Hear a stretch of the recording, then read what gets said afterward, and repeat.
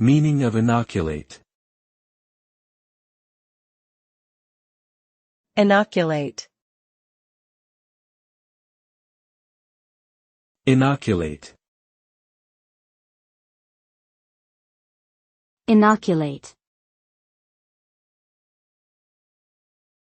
Inoculate.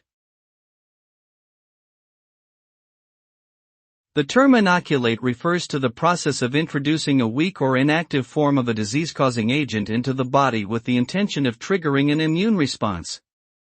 The result of inoculation is the development of immunity against the specific disease. This is achieved by exposing the body to the antigen, i.e., the foreign substance that triggers an immune response, in a controlled and safe manner, which allows the immune system to recognize and remember how to fight off the disease if encountered again in the future. Inoculation has been instrumental in preventing the spread of deadly diseases and has saved countless lives.